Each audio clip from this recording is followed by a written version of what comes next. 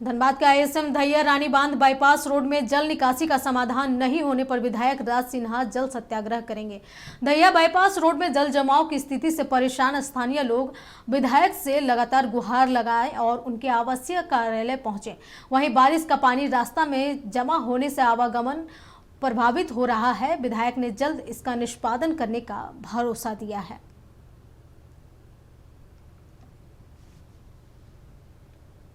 पूरी बस्ती उठ के मेरे पास आई थी, महिलाएं भी थी। सब लोगों ने बड़ा ही वेदना भरे स्वर में कहा है कि विधायक जी आप पर विश्वास है।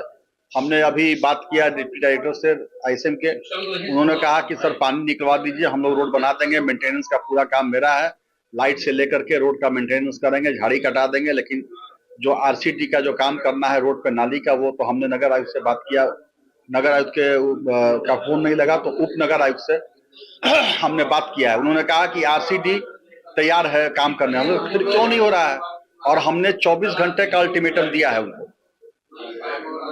कल हम उपायुक्त से भी मिलेंगे इस विषय पर, और उपायुक्त से मिलने के बाद भी अगर नहीं समाधान हुआ तो जा करके उसी पानी में हम बैठेंगे।